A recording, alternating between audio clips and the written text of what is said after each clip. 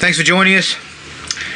Jared, we've gone to a little film that I haven't seen in a long time, and it's a tribute to one Treat Williams, who's unfortunately recently passed, and it's 1988's Dead Heat. Now, I wanted to put it out there initially because I didn't want it to feel a little bit sort of, how did you put it, a little bit in bad taste, because of the plot of this film and what happens to Treat Williams in this film. Yeah. And the fact that he has recently died. The reason why we're covering this film is, A, Treat, obviously we were fans of Treat, big fans of Treat, and due to his unfortunate passing, we thought we'd cover a film that he was in as the main star. We had previously covered Deep Rising, which would have probably been the one that we went for, because Treat didn't really hang around in the horror action genre a lot. No. He's very much a drama guy, he was that type of thing. Yeah.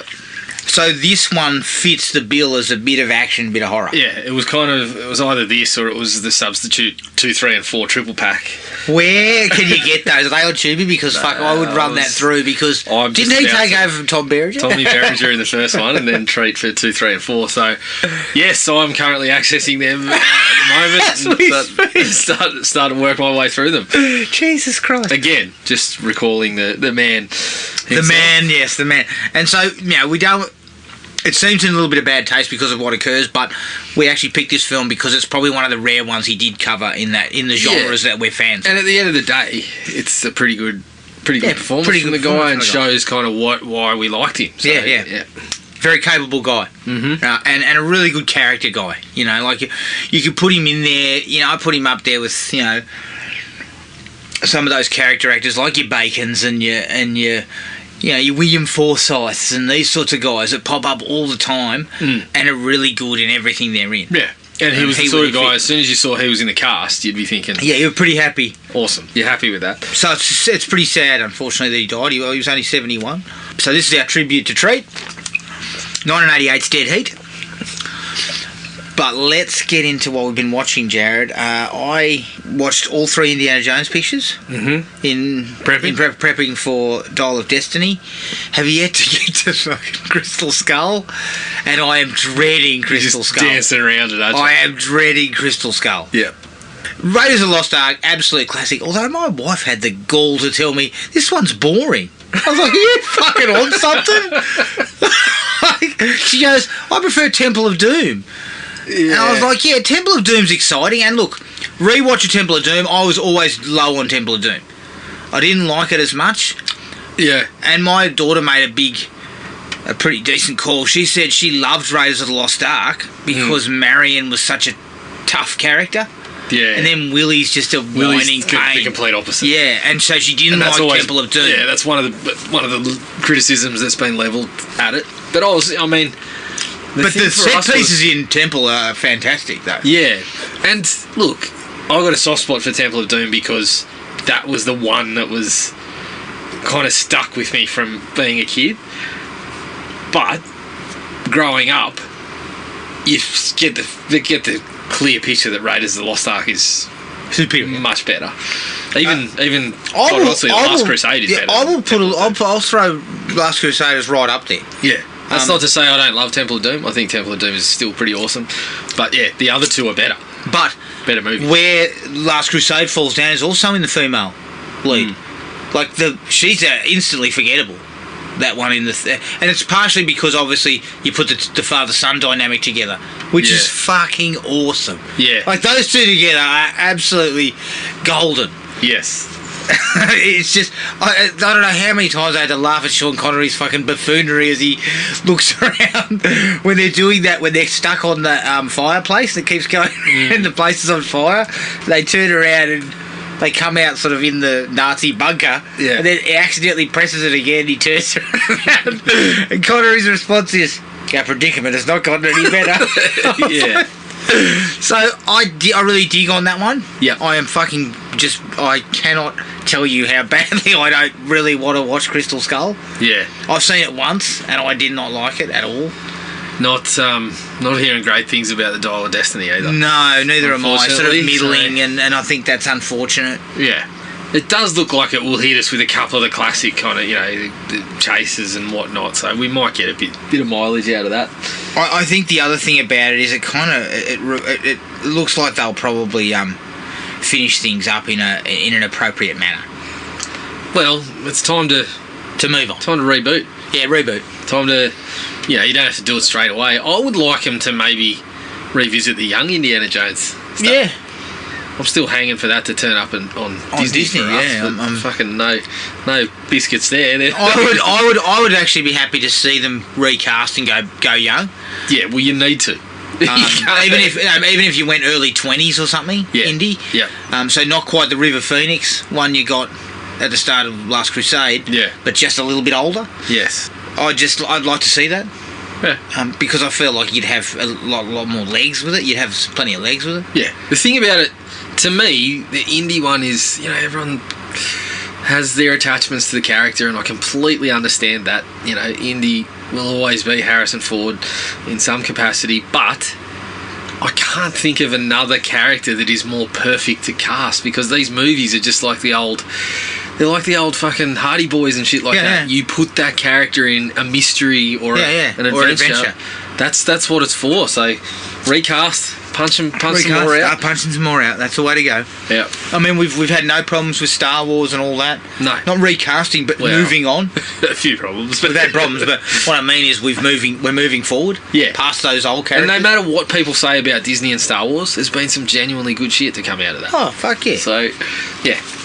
I watched Confess Fletch. Mm-hmm. Not great. Probably because it didn't quite, the first Fletch, watching the first Fletch again, it kind of balanced the humour with a little bit of action.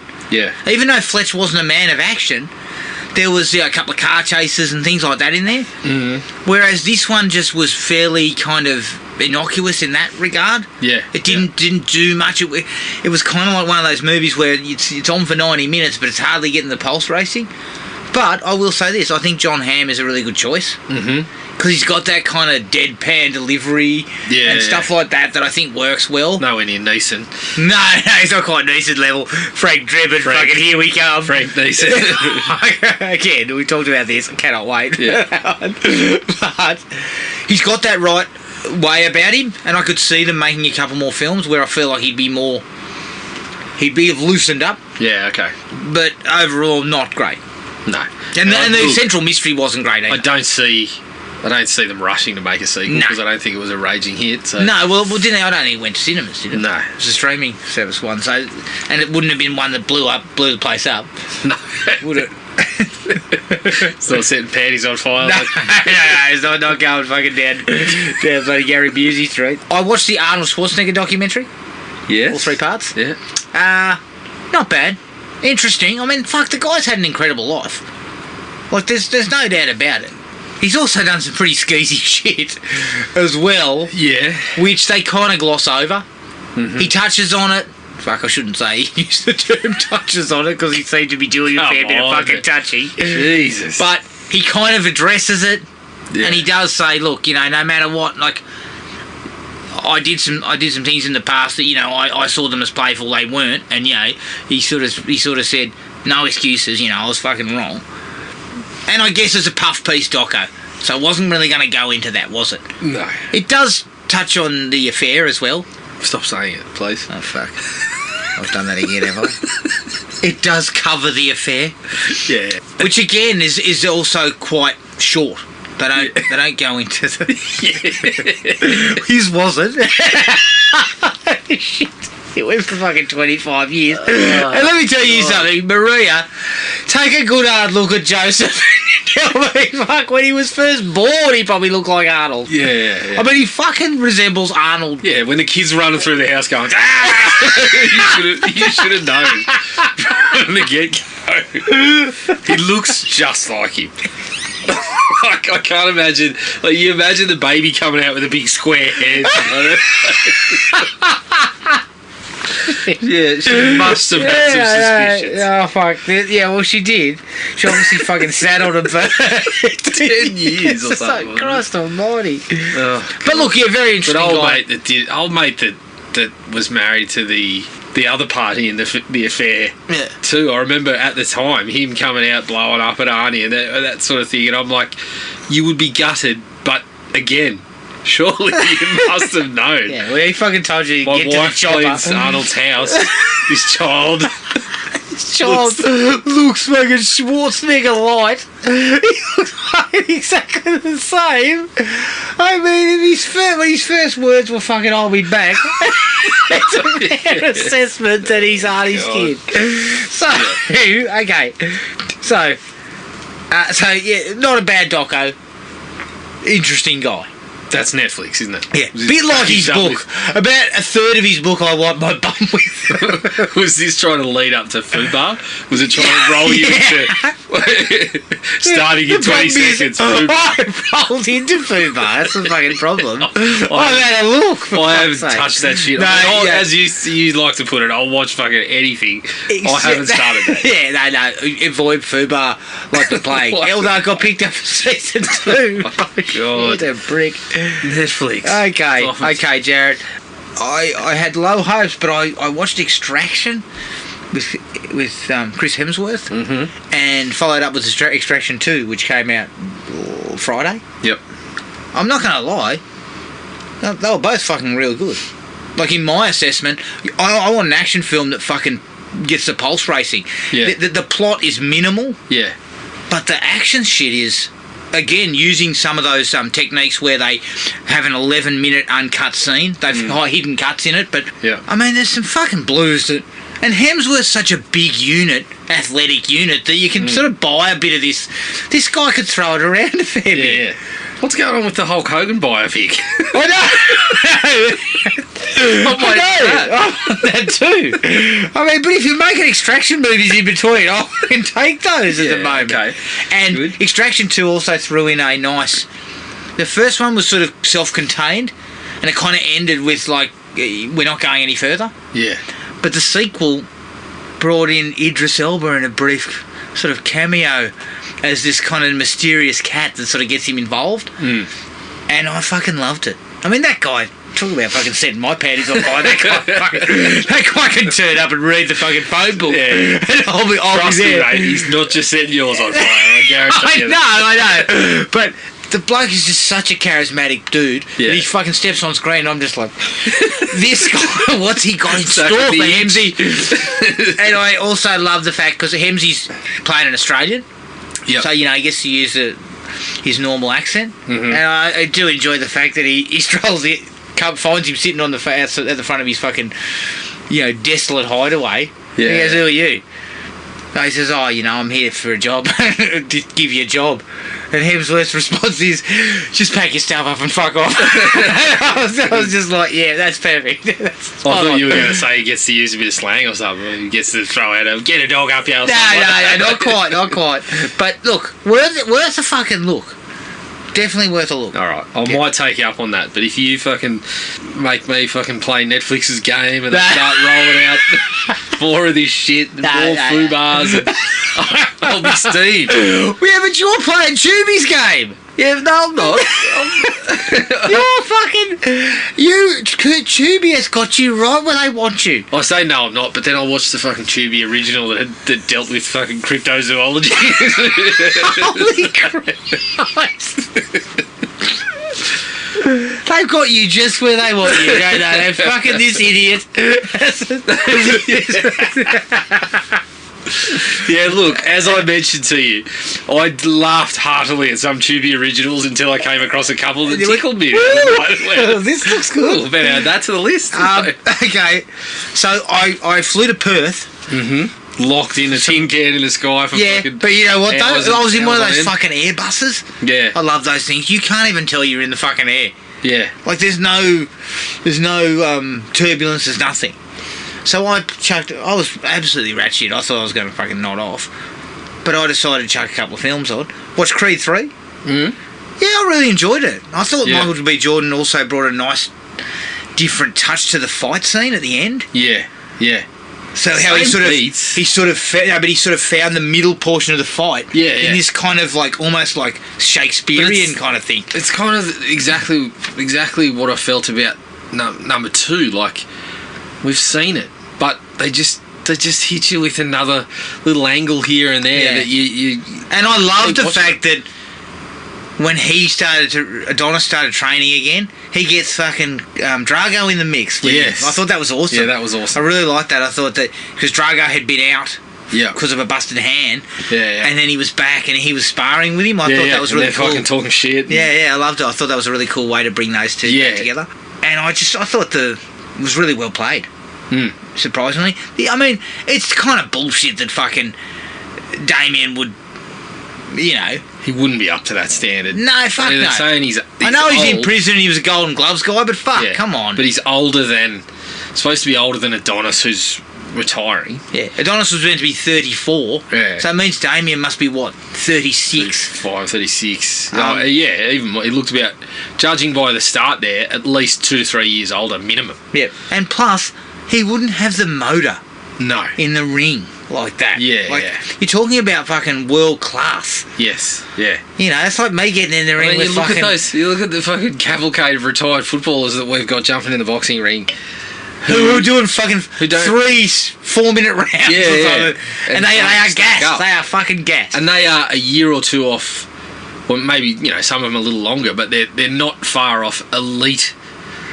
Well, they're elite sportsmen in their own careers, right, with tanks in sports where you got to have stamina, and they can't do it. Yeah, and they're cooked, sometimes. mate. They're fucking cooked. Paul Gallen can. That motherfucker just. Oh yeah, but he's as stubborn as a fucking mule. Honestly, he's the kind of bloke you fucking hit him over the head with an iron rod, and he would just fucking shake that off and come back for it. Yeah, but you know what I mean? Like, I guess that bit didn't really ring true. Yeah. Because it's like saying that, you know, I used to be Golden Gloves. I've been out of the sport for fucking 20 years. I'll get in the ring with fucking Canelo. Shit beaten out of me. No, you won't. No, you won't. I'll get fucking walloped. Well, you put it, you know, just in basketball today, in the Aussie basketball. Jonah Bolden's just signed up with the Sydney Kings. Yeah.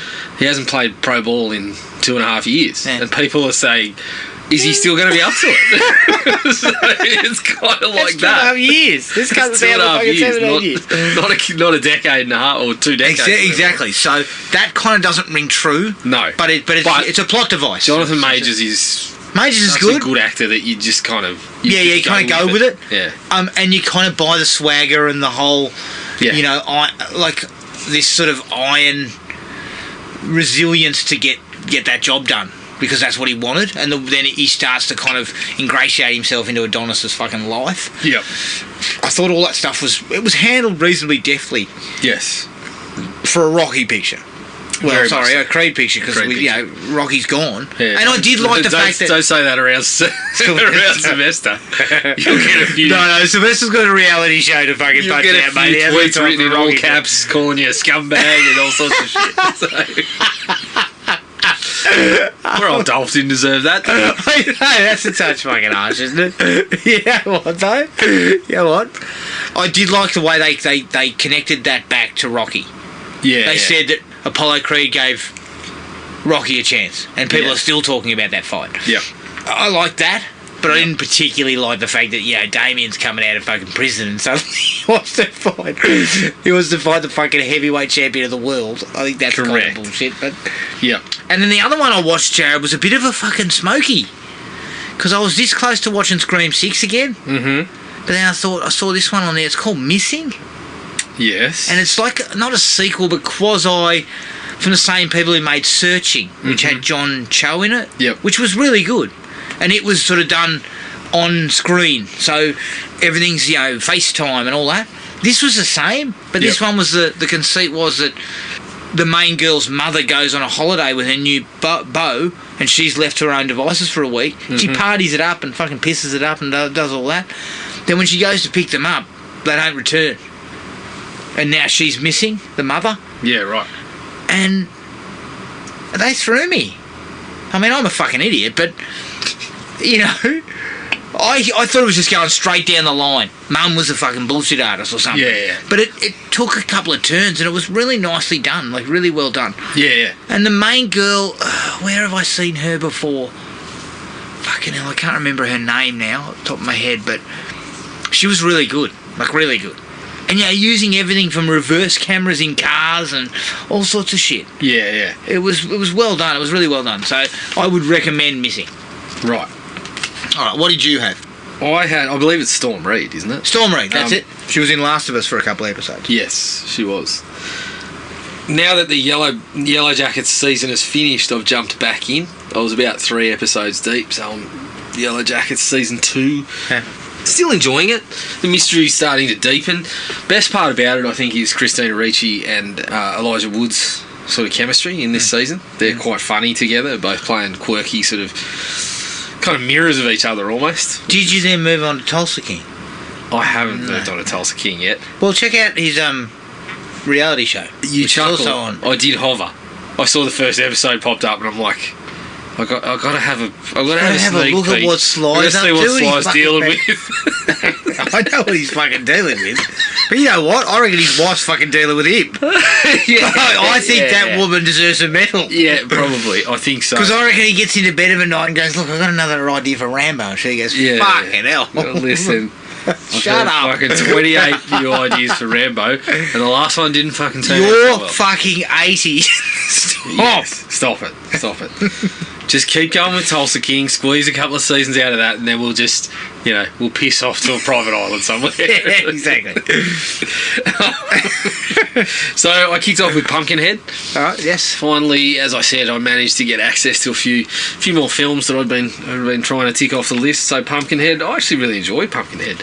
It was good. Is that the one directed by Stan Winston? Yes. Oh, yeah. And it's got a really, really neat atmosphere to it. Mm-hmm. Really creepy sort of vibe. Lance Henriksen, very good. I mean, the story is run of the mill. Oh yeah. But see, this is the luxury of hiring is Stan Winston as your director. He brings the fucking cast of thousands into the special effects market for nothing. Yes, correct. So the effects are solid. Yeah. The creature design is pretty cool.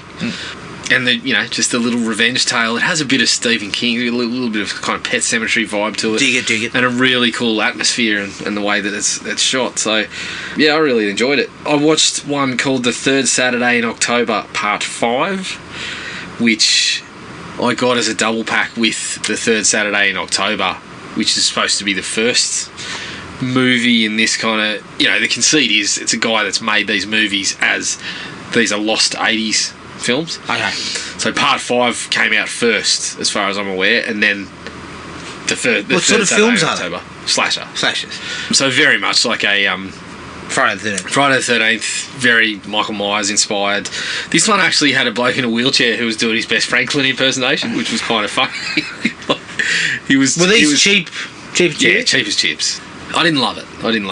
It's always a fine line. Like you get a real sort of nostalgic vibe to it, but it's got to be good, and it's got to yes, it has to be good. You got to tick certain boxes, and I just feel like this one didn't really. Like some of it didn't even look like the old footage or anything. Well, this is the thing. You need a modicum of money. You need a little bit to make a good sort of retro slasher. Yeah, and the design of the character's got to be really good. Yeah. And this one in particular just has a kind of cheap looking mask that doesn't really work. But I'm still holding out hope for the first one. But not the first one. The one that's marketed as the first one in the series, which I will be reporting back on very soon. Okay. I watched Fade to Black. Oh, the one with has that got Mickey Rourke in it? Mickey Rourke's in it briefly. It's what's his name from Dennis Christopher. Dennis Christopher from It, and yeah. He's awesome. He's really cool. It's a slasher, but it's sort of more of cerebral. It's not really a slasher. Yeah. I would like a thriller. Limited kills, violence, more thriller, and it's more kind of looking at him while he's kind of losing his marbles a little bit. Yeah, awesome performance from him. And Tim Thomerson. Timmy G is a cop with a bristling mo. He looks like he's called up Tommy Atkins and just said, "Can I borrow your mustache for a couple of days of shooting?" He's kind of I don't know, he's kind of superfluous to what's going on. Timmy Thomason. Well, Tim Thomason's never superfluous. Oh, absolutely. I mean, don't talk about Doll Man like that. Arsehole.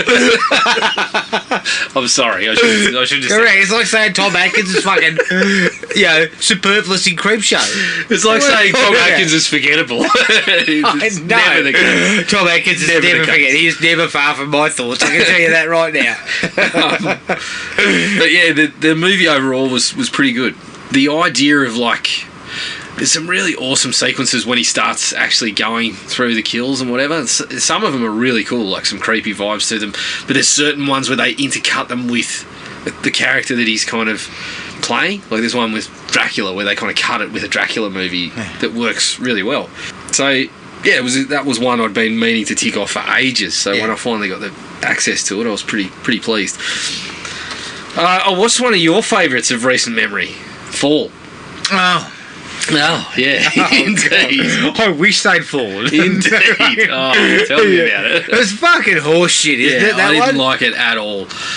Sorry, I shouldn't be so harsh. But it managed a couple of tense moments in terms of showing the scale of things and where they were, the height and the early going has a couple of moments where they shoot it well. Yeah. But the fact is, you could have run a shitload more tension out of that. Yeah, well, I thought in terms of the climb and stuff, they did get some mileage out of that. But once they're up there, you can still grind it out. Yeah. It should be fucking super tense because you are stuck. Yeah. But I mean, you mentioned it. The fucking ideas around getting them up there in the first place. Yeah, the bold and the beautiful fucking bullshit that's going on in the background. Frog shit. And large helpings of it. And why did you need that? That movie is 100 minutes long, is it not? That is an 80-minute, quick, fucking, totally tense movie in my mind. Whereas, once they started getting into the back and forth of the characters, it's the old issues around mobile phones and social media these days and keeping someone isolated. Yeah. They do alright once they're there. Like the reasons why they couldn't communicate with people are sound. Yeah. But before, no. I'm sorry. Like the things that they put in place to have nobody knowing where they're going, it's just like, it's ridiculous. It's fucking bullshit. And you're supposed to be fucking experienced. Professionals, yeah. Well, not professionals, but experienced climbers who've done this before. Yeah. I know they've got this element of, it's the danger and all this sort of shit. But, I mean, you take one fucking look at that tower and you say, we got to have some backups here. We got to have something. We need a sat phone. We need a heap of rope in our bag and carabiners and shit. Maybe I'm just going to fucking pack a parachute just in case. Like, one of them fucking flying suits. Yeah, exactly. But on top of all that is the stuff they start throwing in that's keeping them up there and becoming a problem. Things like a fucking is it a fucking vulture or something? Vulture, yeah. Is just fucking rubbish. Yeah, it's rubbish. I was once they started the drama between the two characters, I was like, please just wrap this shit up. Yeah.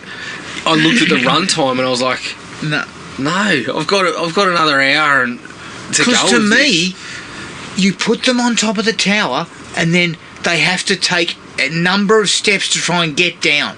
That's all it is. So that's why it's 80 minutes long. Because it's all it is getting them up there, trapping them, and then them trying to work out how to come down. Yeah. That's the only thing the movie should be about. And we've spoken about this. What the characters do, no one gives a fuck. Like, who cares what the... And the bullshit they try and pull to sort of bring tension between them, it's fucked. It's so stupid. Yeah. We've spoken before about movies like Buried and how you got to work really hard when you're in this situation to have it be very interesting.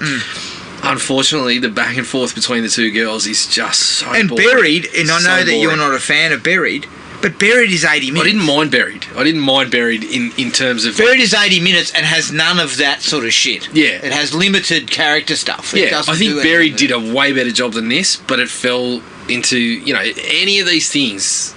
It's got to be really good. I think my favourite of these type of movies is Phone Booth. Still. Yeah. Phone Booth works more because he's in the middle of the city. Yeah, and he's got people to interact with. Work off, yeah. You know, talking on the phone. That's what this needed a little bit of somewhere, because the drama that they concoct between the two girls is just bullshit. Yeah. Yeah, enough on that. I don't want to kick that one too much more. I wasn't a big fan of it. And, sorry, one last thing. She has been off the climbing for a year. Yeah, on the gas the whole time. And then she goes, you don't just shake the rust off. No. You're talking about doing things that physically are very, very hard. And she appears to be drinking to a level where it almost been withdrawals of some sort. Like, I mean, I don't know about you, mate, but I can't have one fucking weekend on the piss. I'm fucking at a step slower after a day on the piss. Mate, I had 3 pints in Perth.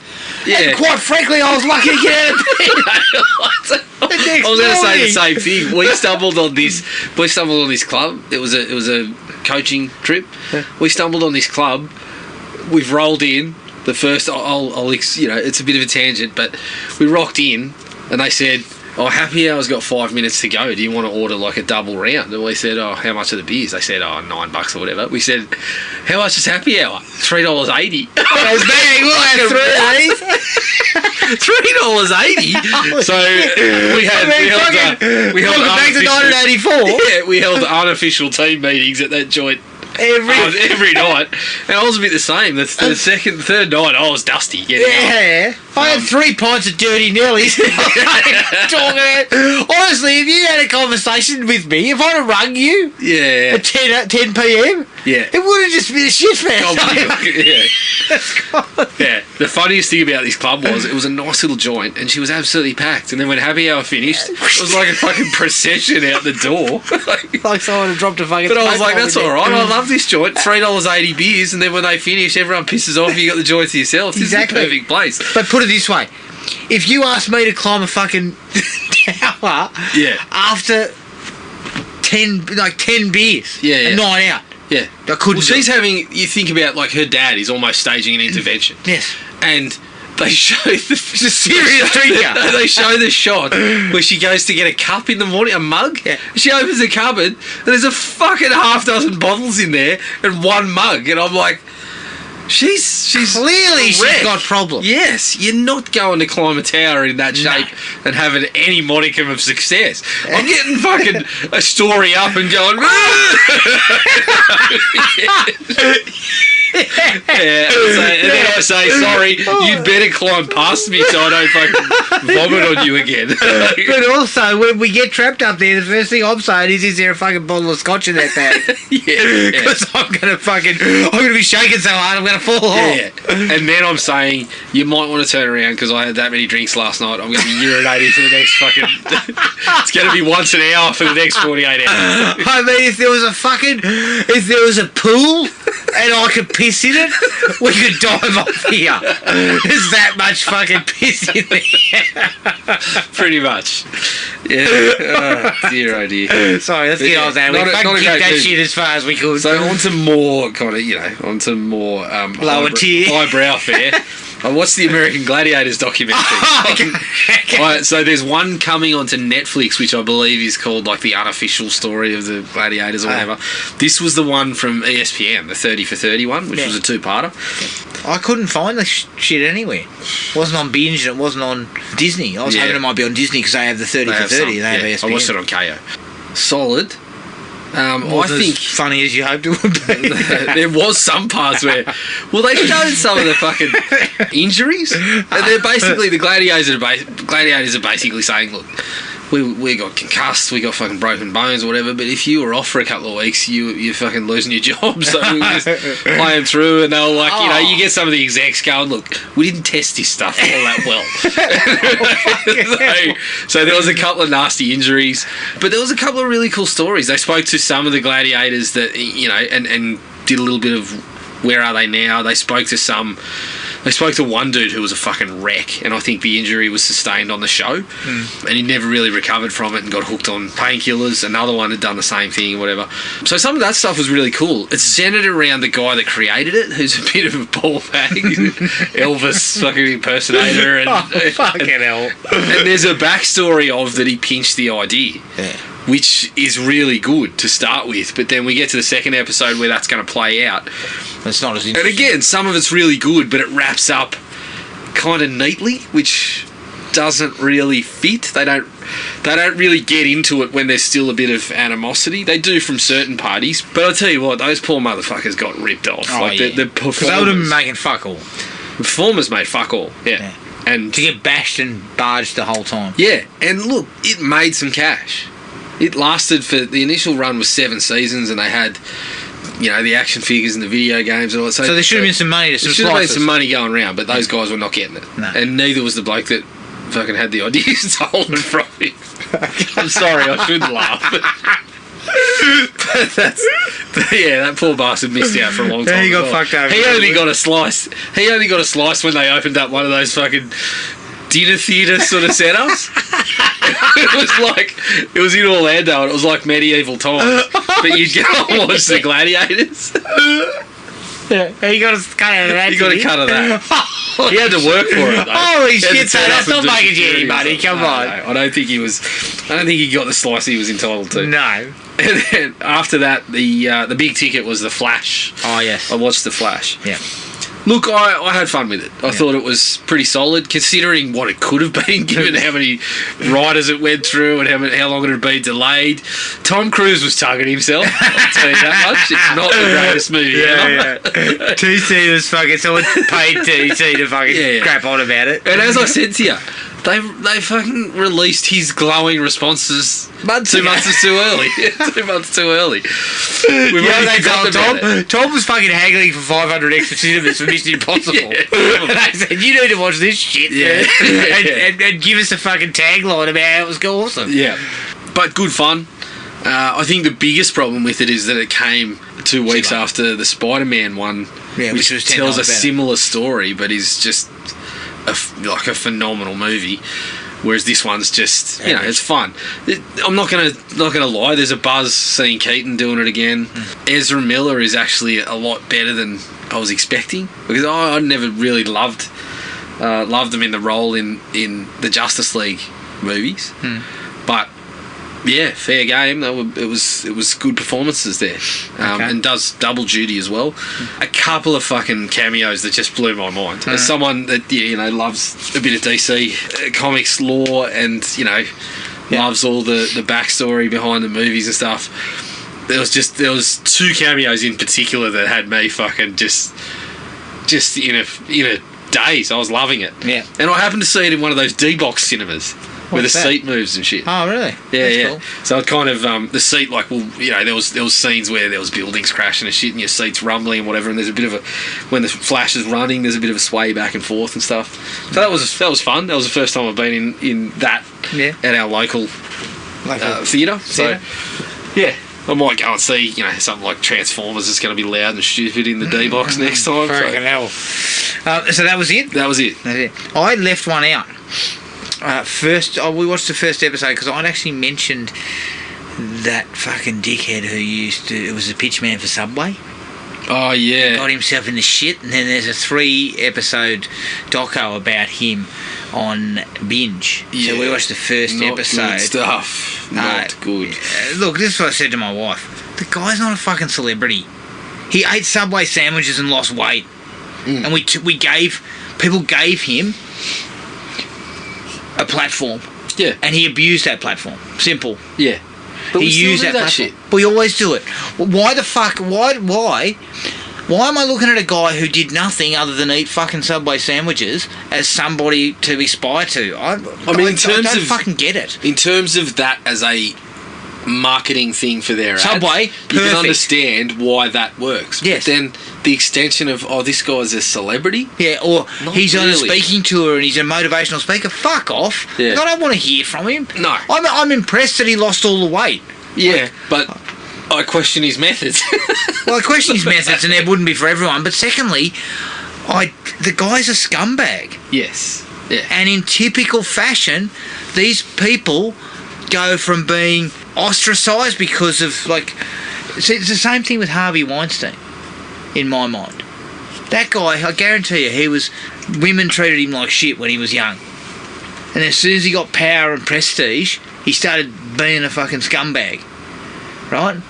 So I suggest this guy was in the same boat, and that's how it sort of played out in the first episode. So yeah, it was very untidy. Yeah. Yeah, the guy just... Yeah, he's not a nice fella. No, unfortunately. not at all. But sorry, I added that late. But that's everything. Great stuff. Yeah. Good addition there. Yeah. Oh, I forgot all about it. Must have been good. All right, okay, so let's take a break. Here's the trailer for 1988's Dead Heat. There's definitely something very weird going on here. Detective Roger Mortis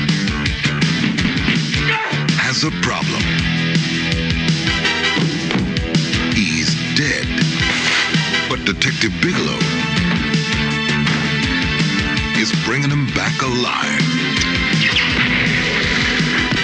We have something on the monitor, Captain. That's okay. Don't get up. Told you not to get up. Now, he's got 12 hours to solve the toughest murder case of his career. His own. What is this thing?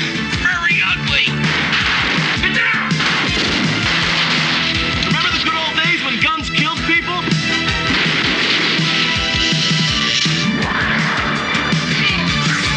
That's it. From now on, I'm a vegetarian. How do you fight this thing? Maybe we could drown it in A1 sauce. Treat Williams Sit down. and Joe Piscopo are Dead Heat. You shoot them, they don't die.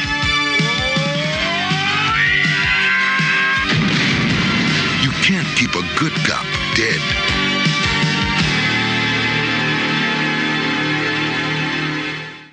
Dead Heat from 1988, directed by Mark Goldblatt, a top-notch editor who still edits great films. Yep. But his directing output also was this and The Punisher, the Dolph Lundgren Punisher. Yep.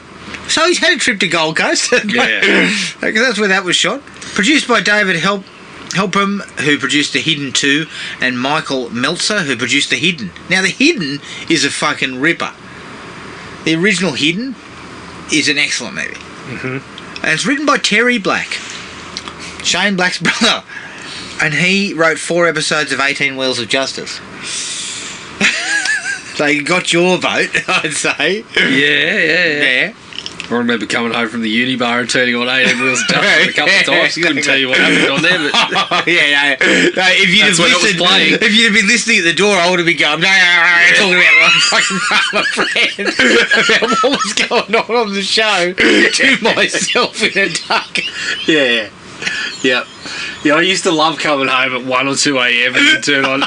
It'd be Renegade, it'd be 18 Wheels of Justice, it'd be Pensacola Wings of I know, and Gold. you'd be you know what? I miss those days. I wish I'd been sober for a fair bit of that. Except for the time I walked in on fucking window liquor. I've never gotten over that. Yeah, that's sobered you up real quick. Oh, holy shit. Okay, come on, let's get this liquor. fucking... That might still be the scariest thing I've ever seen in my life. I think Anyway. I think so. Yeah. It stars Treat Williams as Roger Mortis, Joe Piscopo as Doug Bigelow, Lindsay Frost as Randy James, Darren McGavin as Dr. Ernest McNabb, and Sorry, was that Vincent... Gerald McRaney? Again, I got those two fuckers mixed up. McGavin and McRaney. Well, you can't fucking tell. Like, slap a mo on McGavin in this picture, and he is Gerald McRaney. I feel like no. I'm going to put their fucking faces together on a Facebook post and tell me that you, Darren McGavin 1988 and Gerald McRaney 88, they're not the same bloke. Once you do that, I guarantee you won't post it on Facebook because you'll be like, fuck, they don't look anything like each other. I'll post it on Instagram instead. No pricks fucking watching, looking at that at the moment. And it also stars Vincent Price as Arthur P. Loudermilk. Yep. The budget was $5 million. The box office worldwide was $3.6 million. UK stand-up comedian Bernard Manning initially auditioned for the role of Doug Bigelow, but ultimately lost out to Joe Piscopo. All right, Jared. What's your take on this one? Look, I enjoy it. It's another one of these concepts that's just a really cool idea for this type of movie. Possibly one that could have been served better by a larger budget, but I think what they get out of it, and a special mention to the effects, the prosthetic effects that they get out of it, some of them are excellent for this kind of standard of movie. Biggest problem for me is it doesn't gather the laughs that you would expect a concept like this to get. Well, try, and also is aiming to get, with Piscopo kind of being let off the leash and just kind of throwing lines out left and right. It just doesn't get laughs. But Treat Williams is excellent. I think he's actually really good. Yep. And you could see him actually have been fitting really nicely into one of those kind of Lethal Weapon style franchises if you'd have been teamed up with the right partner. Not saying him and Piscopo don't go well together. They do have a bit of chemistry, but I think the laughs is really what suffers. And there's a few ideas that I think don't go to their full potential, but very enjoyable and gets a reasonable amount of action and effects work out of it. Also loved the inclusion of someone like Vincent Price to give it that really sort of... He just lends a bit of class, which is funny because his movies were never seen as classy. No, but a throwback to the horrors of old. Yes, yeah. And even the character kind of feels like one of those older characters. Even though he's in it for about some total of about 2 minutes. Yeah. It's a nice little touch and kind of really fits what they're doing. And I'm not going to lie, Jared, he looks like he's been fucking resurrected in that machine. Well, that all works then, doesn't it? Holy shit. Yeah. But, yeah, agreed. What do you give it? Like, what's your... I go a 3. Solid. Yeah. Because I also go a 3. Yep. Look, it's fucking silly as a wheel, but extremely entertaining. And the low-budget, lo-fi stuff kind of works. Yeah. In a kind of Night of the Creeps way. That type of thing. Yes. But nowhere near as good. Like, Night of the Creeps is really good. Yeah. This Piscopo's a problem because he's not funny. So if I'd have got a few laughs out of him, I would have said to myself, yeah, okay, these two actually don't do too bad. They banter off each other okay. Yeah, yeah. Williams is doing the work. He is. Williams is carrying Piscopo. Yeah. Right? But if you put... And you made this comment to me earlier on when I first got here. If you put Eddie Murphy in there, in the Piscopo role, you're fucking kicking ass. Exactly. It's gold. Because the reason I pulled Eddie Murphy out is because that character feels like it's very much inspired by Axel Foley. Yeah. But also Murphy was in the same position. He was on Saturday Night Live with Piscopo at the time. So not at the time, not far before that. But yeah, before that. But Jesus Christ, I mean, it's talk about chalk and cheese. I mean, if I hadn't read that, I wouldn't have fucking believed it. I'll tell you. I if someone know, said Joe Piscopo's a comedian, I'd have said, excuse me. Piscopo, and look, he's not the worst actor in the world. Like, I wasn't sitting there going, oh my God, this guy can't act. Doesn't look experienced. He's not experienced. He's fucking green. He's super green.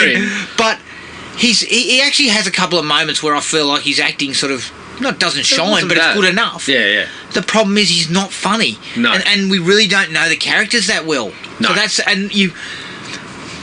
know you don't. It's not going to be Lethal Weapon because you haven't got the money and the time and stuff that you needed. But you needed some of those Lethal Weapon elements of the two guys bouncing off each other and knowing each other for years. Yes. And kind of creating that dynamic. And that would have extended some of the things I really liked that maybe didn't go as far. Like, there's a couple of moments where Treat Williams is really pushing this, thinking about the mortality and not having time. Yeah, and then left. they kind of just brush it. Like, it doesn't... Yeah. There's one in particular I'll get to in the dislikes where they just brush it. Yeah. When it could have been a really standout kind of character moment for both him and Piscopo. Mm-hmm. But it fucking goes south because Piscopo starts dropping shit lines in the mix. Yeah, yeah. So I gave it a 3. I enjoyed it. I'm also like you. It's a bit of a guilty pleasure. The FX are really good. Yeah. Legit effects. Yeah, yeah. So I really like that. First like is the effects. Practical. Definitely. All of it practical. All of it. Well, one bit in particular. Oh, fuck. one bit in particular that ruins an excellent practical sequence. Yeah. Should have left that alone, I think. They should have. Yeah. But I appreciate the practical effects, although I must admit the fucking carcass of meat looks like a horse. It's a fucking... or a bed. When it leaves up in a taxi. When it leaves up in a taxi. It looks like a bedpost. It's fucking hands. But that sequence especially is excellent. It's awesome. I think the zombies look really cool. Yeah. Well, I hesitate to call them zombies. But whatever, they're decaying and that. Yeah, one review that I looked at kind of mentioned Thriller and said that they sort of look like Thriller-esque. Yeah, they did. Sort of in the face and that sort of thing. But they're different as well. Like, there's a different look for each one of them, and different stages of decomposition and stuff, which is really cool. So I like that, yeah. Mm-hmm. Roger Mortis. I, of course, laughed a couple of times at that, and then I was just kind of like, this is so stupid. But it, it kind of fits the over-the-top vibe of it. Yeah, and I think it's one of those ones where it's like, I believe it was on the cover what actually kind of happens, so it doesn't matter if you play your hand with something silly like that. Yeah, agreed. And I feel like play your hand early, and the film does. It doesn't shy away from the fact that it's schlock. Yes. Because that's what it is. It's 80s schlock. Yep. Treat Williams. MVP. Yeah, MVP for sure. Always watchable. Knows how to kind of play he's playing the straight man, but he's also, he's a good enough actor to get some mileage out of some of it. Yeah. When you probably didn't have much on paper.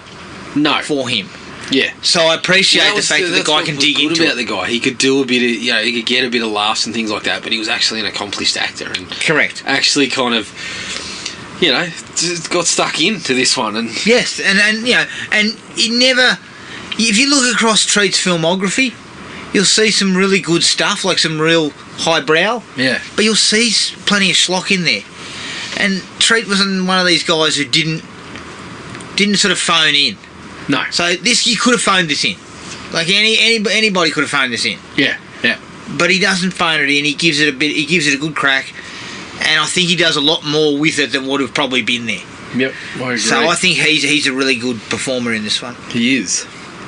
Just the idea, reanimating these bank robbers and all that stuff, like and getting them as a test to see what they could do, and the whole idea of reanimating people and bringing them back to life, it's always full of sort of ideas. There's fresh shit in there that you can mine. And I mean, we spoke beforehand about reading up about it being kind of a play on the film noir DOA, which I haven't seen, but the concept is that a guy gets poisoned, I believe. The detective gets poisoned and has 4 hours or whatever it is to work out to solve the case. Yeah. So to take that to the next level and say, well, what if he actually did die, but was still trying to solve the case? Old murder. Still with a bit of a ticking clock, but the ticking clock is, well, you're going to start to decompose, and it's a fucking excellent idea. It is a good idea, and I like the ticking clock of the 12 hours. Yeah. I actually feel like they probably could have taken that a little bit longer, that the decomposition could have been part of what's going to stop you in the end. But again, budget, I can see why that may not have worked all that well, but I think they do well enough with it. And I mentioned to you, it's one of those movies where I look at it and say, fuck, I wish they'd remake this, because there's so many cool avenues that you could go, so many good ideas. Maybe a Tubi original. A Tubi original, fuck, I'd be all over it. No, it would cost less. We need a little bit of money. Yeah, if you could give me a $20 million version, I think you'd be in reasonable shape. Yeah, I would love to see it done again. And take some more time with the script to kind of iron out some of that. Yeah. And I feel like, look, there's part of it that just belongs right in that period. It's such an 80s looking kind of film. Like, when they're reanimating, it's like you're watching their nod to Frankenstein in the 80s, and it all looks like that's part of the charm of the movie, but I would still love to see them have another crack at that sort of thing. Agreed. The opening shootout? Yep. Pretty solid action piece. Yeah. Nicely done. Pretty well directed. Yes. And a very cool way to get the idea started. Then we get a grenade explosion. Yep. We get fucking one of them run down with a car. Yes. And then I did actually kind of love the when they go back to the morgue and when she says he's been here before. Yeah. That's what... Because obviously the robbery is really quick and we get straight into the shootout, but you see him keep getting hit. Yeah. And you're like, what the fuck's going on? And then... Yeah, that was the kind of bow on it for me was when she gets in there and she says they are autopsy scars. Yeah. I mean autopsy kind of wounds. And basically. I like that. I felt like that was a really nice way to sort of showcase the fact that okay, these guys are dead. Yes, they've already been here. The full autopsy's been done. Yep. And now they're still out in the street robbing banks and stuff. So I really liked that. I thought that was really cool. The fight between the two detectives and the two-faced fat guy. Yeah. That was, again, another solid sequence. Very much so. It ends with Mortis's death, which actually has a bit of tension about it, you know. You're hoping that fucking Bigelow's going to get up and actually open the door before he gets put down, basically. Yeah. And, like, coming hot on the heels of the, you know, they had surgery? No, they had autopsies. We're still kind of in that vibe of, oh, fuck. What's going on here? When she kind of mentions the drug and then they're straight to that... And as you said, that sequence again, it's just she's pretty much just a little fight in the hallway, but the way that Mortis gets knocked into the room and couldn't agree more. Nicely played, really well handled.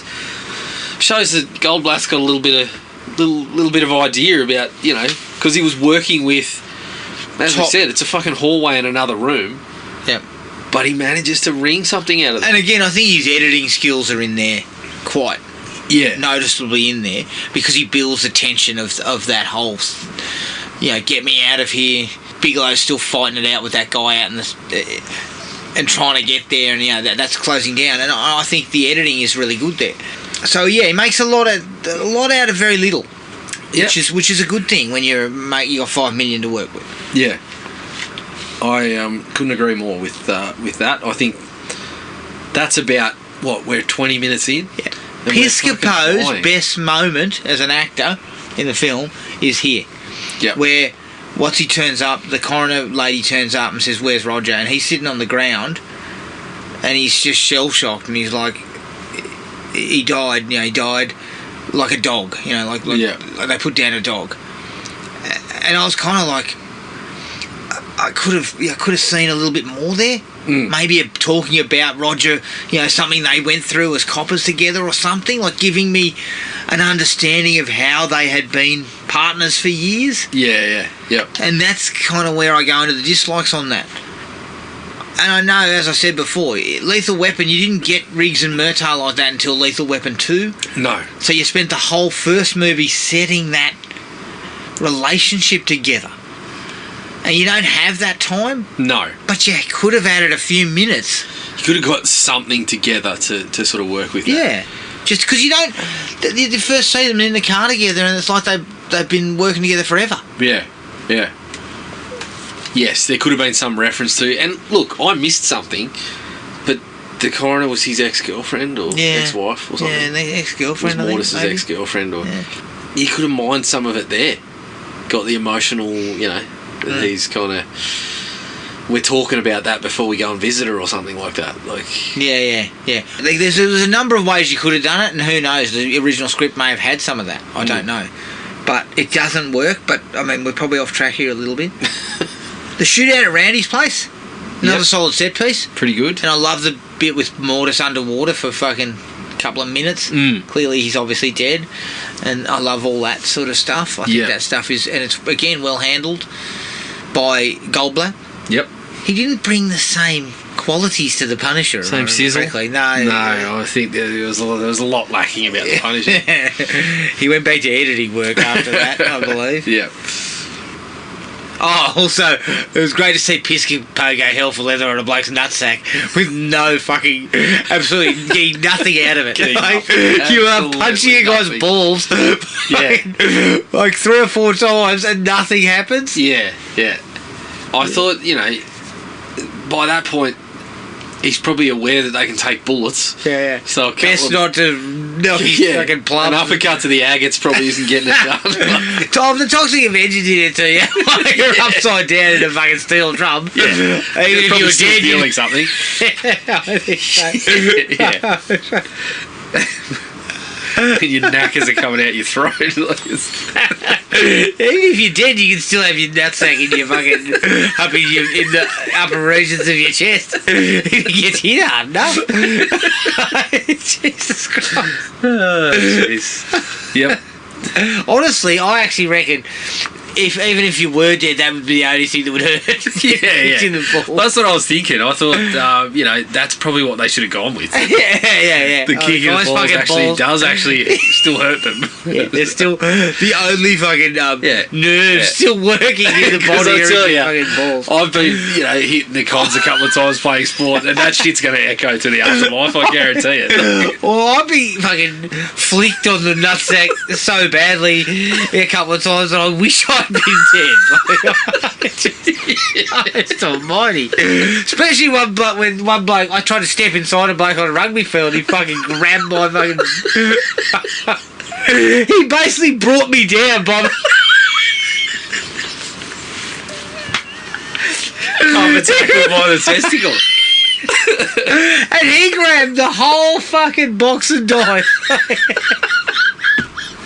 Clearly he had big hands.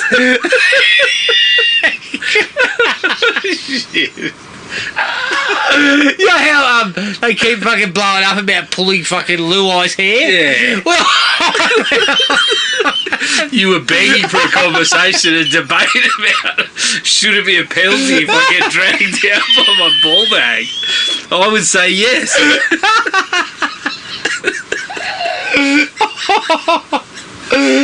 I never recovered. Still walk with a bit of a limp. I couldn't even break into a fucking trot after that. Honestly, Jared, I renamed my fucking ball bag and the dick Stretch Armstrong.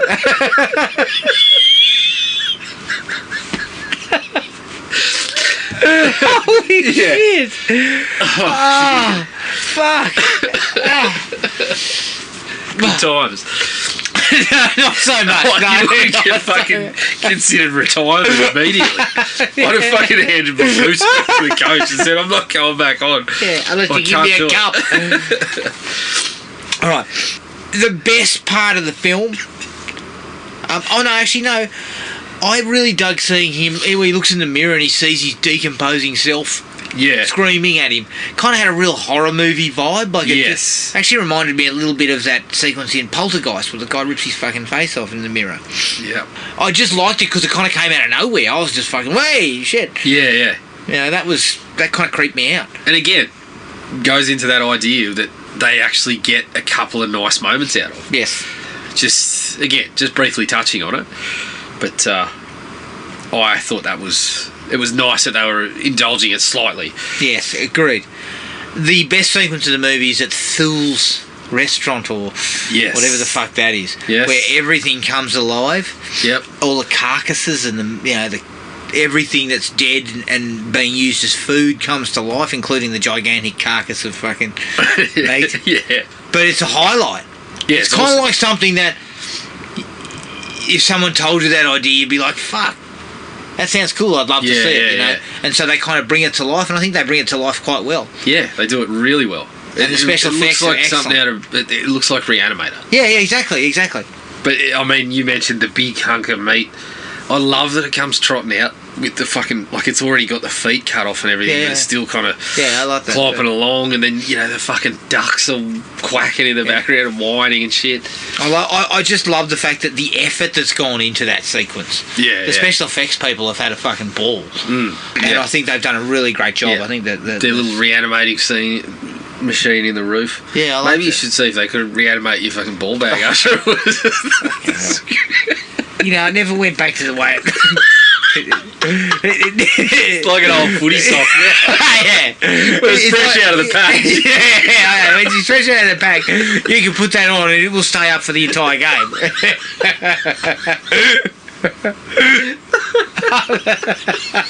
After that fucking incident, it was like...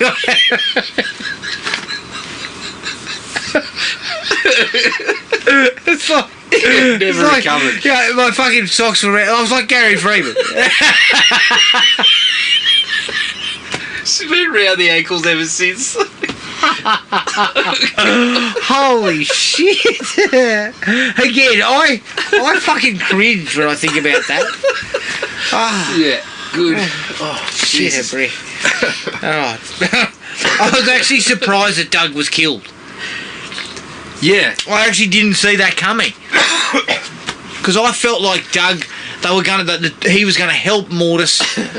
You know, he was going to be his living fucking guy who's looking after him. Yeah, yeah. But then we find Doug fucking face down in a fucking fish tank.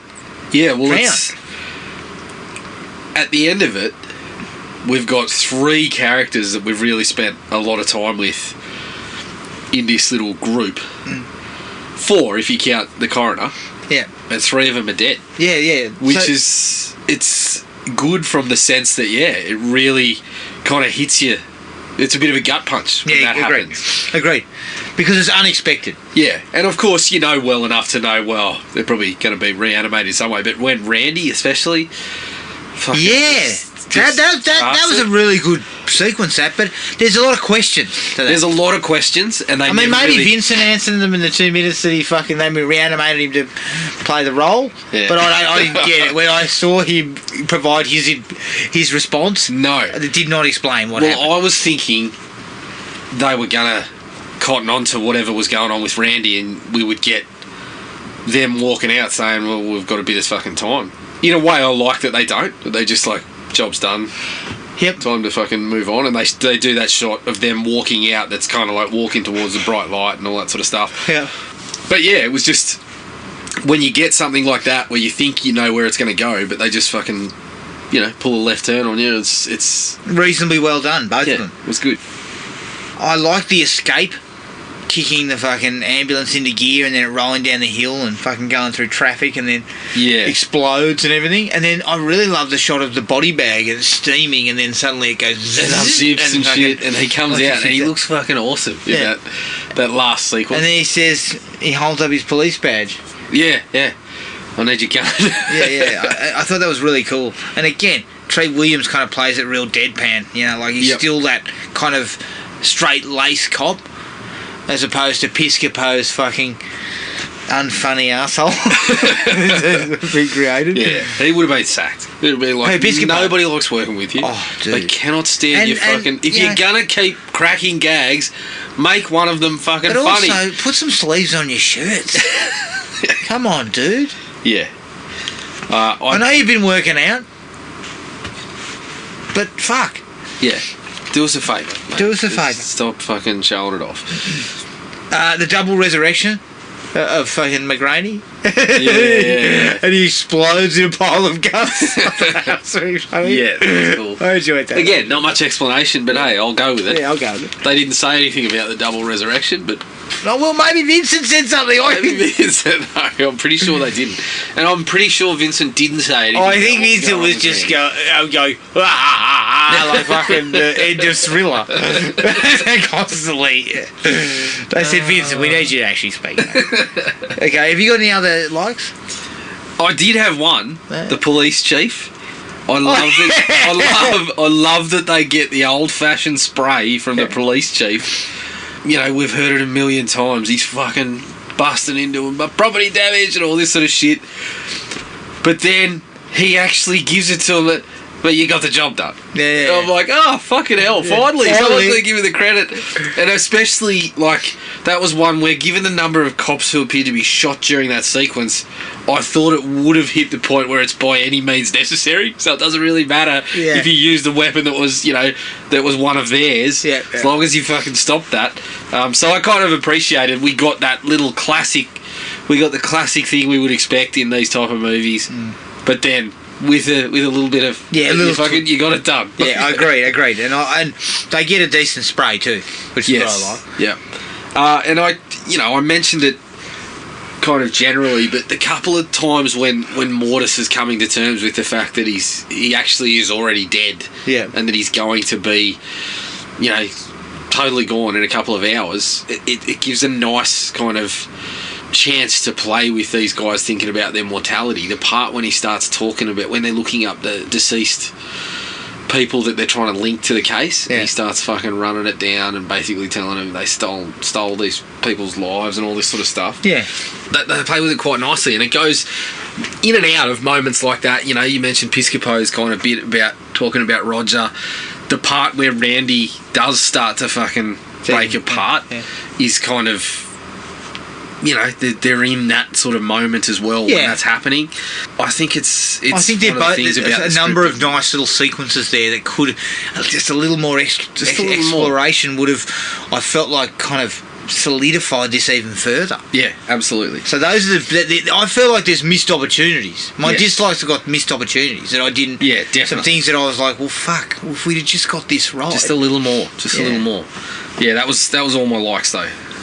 Okay, dislikes Piscopo, and not because of his acting. No, it's to me, it's just the comedy there's no comedy you relied on for him. And I don't know whether it's him or whether it's the script or what. But essentially, the character mugs almost the entire movie for a really low return. Yeah, exactly. You got to get some laughs, and also he's got a fucking in-betweener mullet. Like, I know it was 1988, dude, but at least commit the full fucking way. Commit. Go for it. I mean, his mullet would not get into the mullet Olympics. No, it's not even getting a consideration. It's kind of... Fuck, mate, he can't even get it. Have a quick look at the entry and send a letter that says thanks for... He's like the first... He's at the first level of American Idol or Australian Idol. Where you don't even get to see the judges. Yeah. You fucking see you later. Yep. I mean... It's a surprisingly no for you. Yeah. It's a no for me. And Mel Gibson's mullet in Lethal Weapon's like 4 times as big as his. Yeah. And that was only a year before. I know. Come on. Yeah, you gotta... Work hard, Piscopo. Stop fucking You're trying to follow the classics. Yeah, exactly. I mean, honestly... Yep. Treat Williams looked a little bit more like Roger Murtaugh. You needed to get on board with the Martin Riggs coverage. Yeah. Definitely.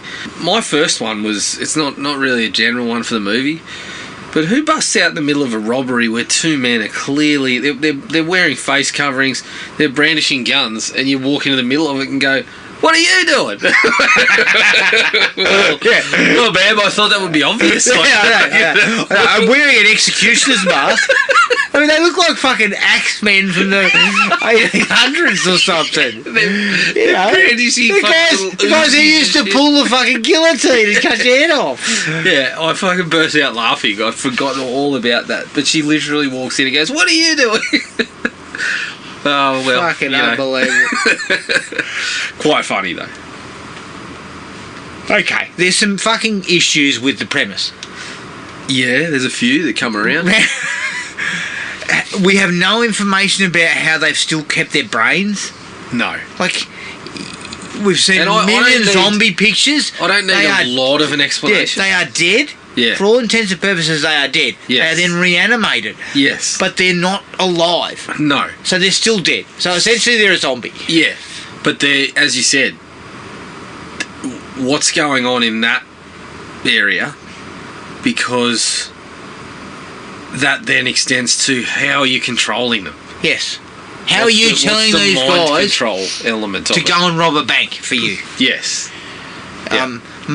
Conventional wisdom says zombies have no brain, right? Yeah.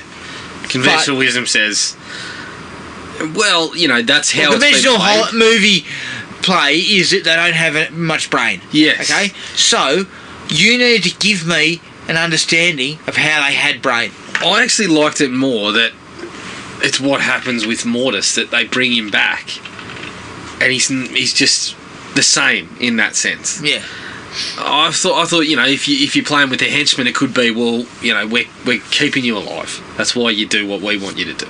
Yeah. We can keep you going. Well, maybe that was it, like but it was just But it wasn't muddy about it. It didn't seem to be like that. Although Randy did kind of broach that, but then never fully explained it. Again, Randy's situation is another thing that I didn't feel like I got any explanation for. No, she's successfully hidden being fucking decomposing over a similar time frame. You think Roger would have? She's managed to avoid that somehow. Yeah, but she explains that they were doing that. So it was the drug? She explains that Price and Co. were doing that. Yeah, okay. But then we never get how. Exactly. How was that going on? So they're doing it, but so how? You assume that perhaps that was what was happening with some of the other zombies. And I understand why Vincent Price, what he was doing was flogging his wares to all the rich people and everything. But then you get the sense that, you get a couple of those zombies that look really decomposed, but Randy doesn't. So I was kind of like... But also, what about the guy with two faces? The fat guy, what the fuck was that all about? I love that, but yes, again, not much explanation onto Is there shit missing, do you think? I reckon there probably is. Or they just fucking punched through it and said no one's going to ask these fucking questions. And, they're right to an extent. No one saw it. I mean, if that was a little cleaner, if all they said was they're injecting him with this shit, but just added a little bit of... It lasts this much, but you can kind of you can keep fucking dosing them up or whatever. Yeah, and that means Randy was a guinea pig getting dosed up all the time, Captain. I'll go with that. Yeah, I just need a little bit more. And it keeps firing my fucking synapses. My brain still works. It feels like it just clipped over a few of those things and just forgot about them or didn't bother with them. I'd like to think the script was a bit deeper in that. And maybe some of that's been cut. Possibly. Because they didn't... I mean, the movie runs a fucking scant 80 minutes. Yeah. And I love that. Oh, I love that too. Especially after watching 100 minutes of Fall. I also love the... Oh, fuck yeah. You know what? I would have jumped off the fucking top of that thing. Like, honestly, if someone said to me, you've got to watch this shit again, I'll jump off the fucking... I'll jump off the tower. A tower, yeah. Okay, so what are you doing? Rocking up... What are you doing? Rocking up to a pharmaceutical company or wherever the fuck you are and showing... autopsy photos to some woman and saying, have you seen these guys? Yeah. That's it, trauma. There's a thing called trauma. Yes. And seeing fucking corpses is probably traumatic. You wanna go a little, because he does say, oh, look, I'm sorry to show you this, but have you seen these guys? Well, that's not cutting it. Yeah. I also, look, at the very least, put a black fucking bar over their eyes. Yeah, I'll give Piscopo a little bit of credit. I did laugh on the way in when the guy's not responding to him, but he goes, I'm sorry to interrupt your fucking erection. Yeah, that's right, yeah. So he did get a bit of a chuckle out of that. Because the old mate's fucking... got the Playboy. Chicken Playboy, yeah. Yeah, you're right. Although I believe a couple of questions. I believe he was also dead, wasn't he? Yeah. Also, especially how they...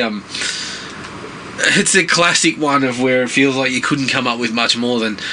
You're in a fucking... What seems to be a highly secure area. You've had to sign in with your badge and whatever, but then you just say, I'm just going to go and find the bathroom. Just to walk away. And no one fucking says, hang on a minute. Yeah. Bathroom's out here. Yeah, no. I'm not going to the bathroom here, mate. That was another one that felt like it was quickly kind of brushed over. The other thing too that hit me was, we walk in, we find the reanimating machine, we clearly don't know anything about it, but yet we work it out in a matter of fucking 2 minutes. Oh, mate, Rebecca, she does that. She manages to operate the machine and operate it in a fashion where Mortis isn't affected the same way in the brain and the control as the other people are. Yeah. She does that in a matter of fucking what? It seems like it's a very brief amount of time. Yeah, it's about 2 minutes of screen time. 2 minutes of screen time. She also pulls out a comment that I've done some research, the progressive cell damage, blah, blah, blah. Well, I tell you, the research couldn't have been too fucking rigorous because, again, that's very soon after. Correct. You've done some research. We've got fucking weirdos putting together reanimating corpses. There is no research to this. No. This is off the fucking grid stuff. Yeah.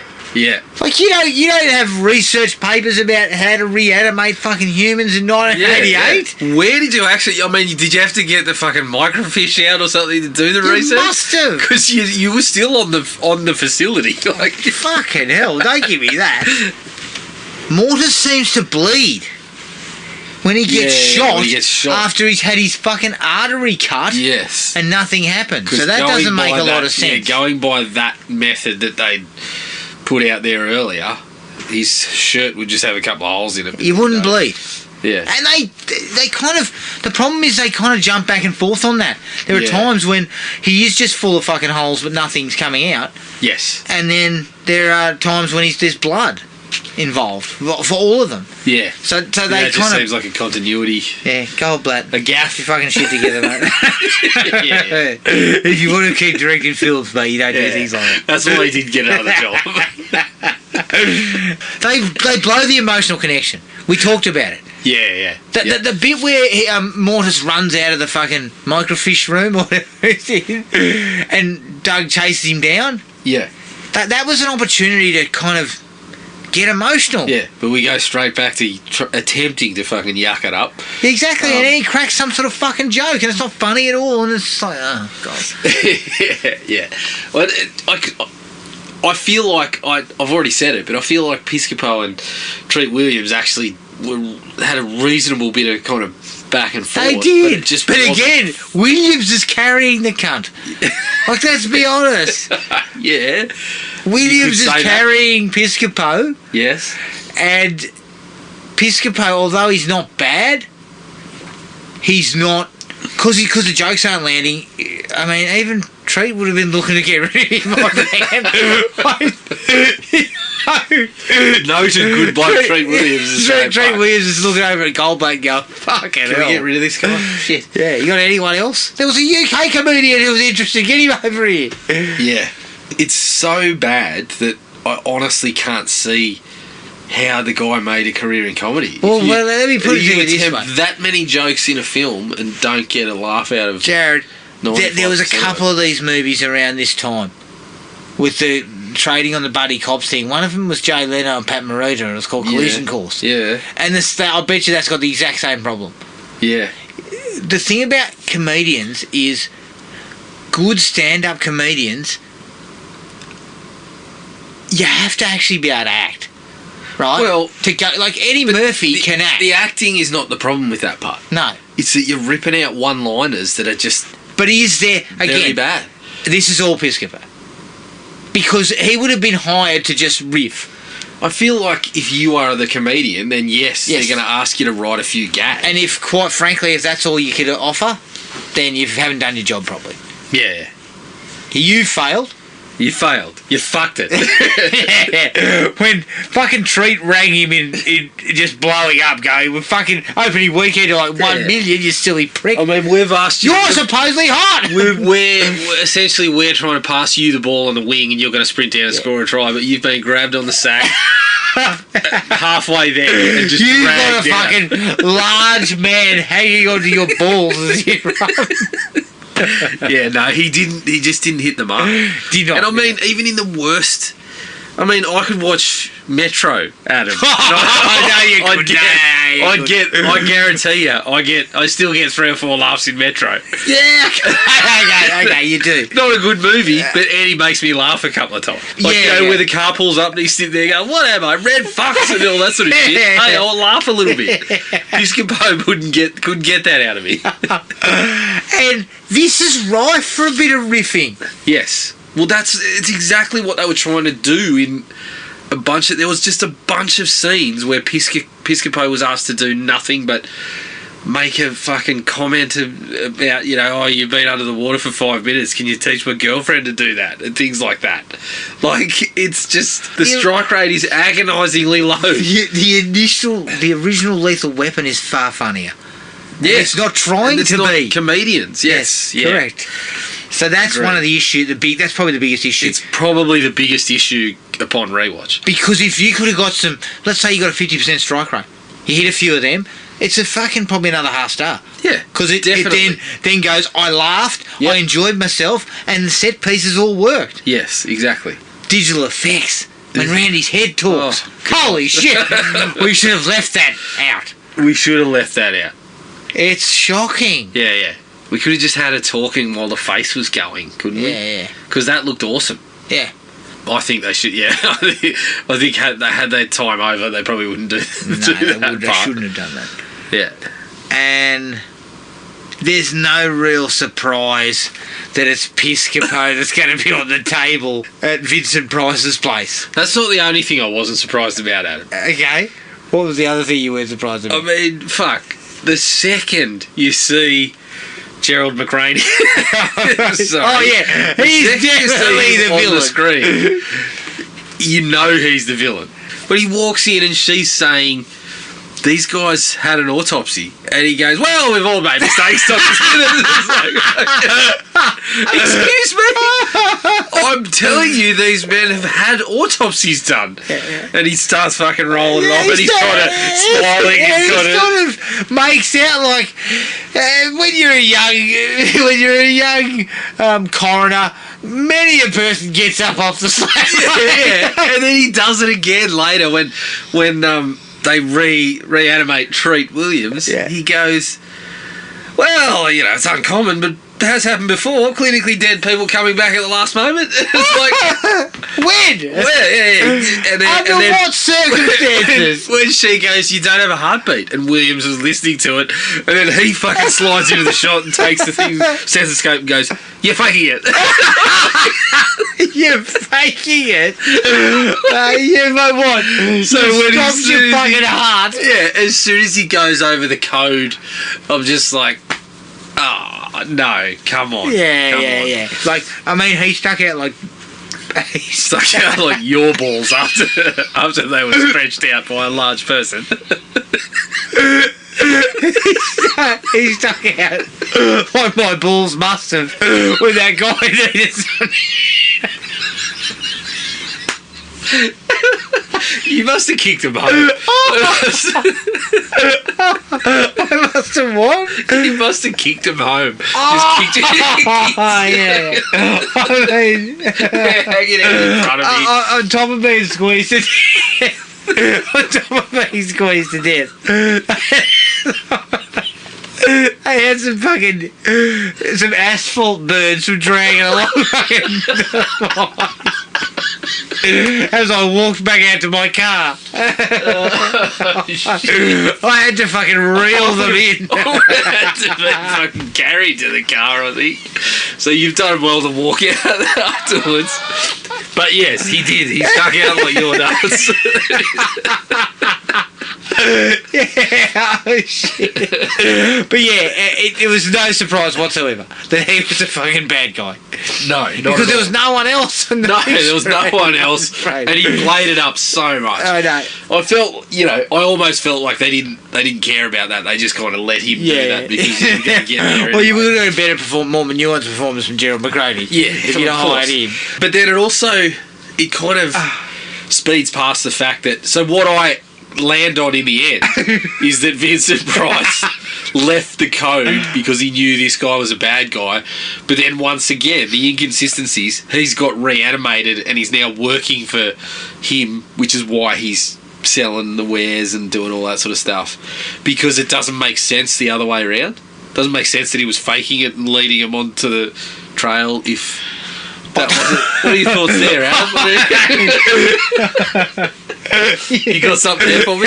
You have dead set time my fucking brain in a knot. I had no idea what that was about.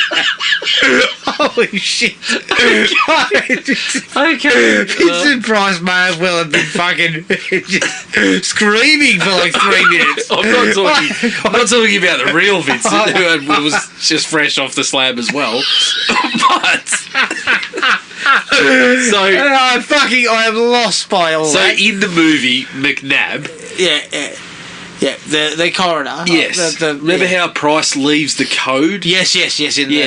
So if body doc. Yeah. So at that point, Price is opposed and is against McNabb doing this? has something that he wants. Yeah. So he kills Vincent Price and then reanimates him, but using these fucking magic of the mind that we haven't figured out. He's now controlling him so he can flog it. And is that what we got to? That sounds pretty good. You're still sitting there just going, I mean, honestly, yeah, that sounds good. I might as well have had a fucking stroke. I'm serious, because I got nothing, but that sounds pretty good to me. Yeah. But you're right, it makes no fucking sense. Well, I wasn't much better, because it wasn't until I read a review when they said Rebecca's Trey Williams' ex-girlfriend. Was she? I missed that.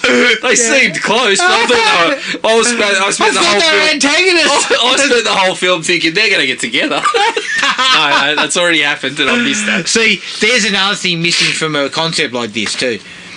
He's dead. Yeah. So we've got no way to sort of bring in a love interest or whatever that can be sustained because he's a corpse. It's funny because I felt like they should have kept Rebecca around to be kind of having that sort of relationship, even though they know, she knows he's got 6 hours left. Here's the time to say the shit that we wanted to say that we couldn't say when we fucked it all up. We got divorced. Agreed. I still love you or something like that. But then it seems to go I don't know, Randy seems to almost step into that role for a little bit. I mean, I don't know about you, but if I fucking got reanimated and realised I had to spend 12 hours with Piscopo, I'd probably fucking dive back into the machine. Put me back on that fucking table and blow me up, please. Is that all you got? Yeah, that's that's you. That's pretty much. It was mainly the kind of inconsistencies outside of Piscopo's gags. Yeah, it was mainly the inconsistencies and the McNabb cracking me up every time. Yeah, true. Oh, we all make mistakes. That's a pretty big mistake to make. The guy had no heartbeat. Perform an autopsy on someone you're telling me he's still alive. That's a fucking big mistake. Yeah, look, you know what? You get disbarred for that shit, I think. Yeah. If I'm not mistaken. Alright, that was Dead Heat. You can find us on iTunes, Spotify and Podomatic. Send us an email at thrillme@iinet.net.au. Like us on Facebook at Thrill Me Podcast Australia, Podomatic at thrillme.podomatic.com, and Instagram at thrillmepodcastau. Keep an eye on the Facebook page for details of the next film. I believe it's another listener request, an Australian picture. Yep. From the early 80s. So stay tuned for that. But until then, take it easy, and we'll catch up with everyone later. Cheers. Find the podcast at Podomatic or on iTunes. Don't forget to rate and review. Like us on Facebook at Thrill Me Podcast Australia, or contact us at thrillme, all one word, all lowercase, at iinet.net.au.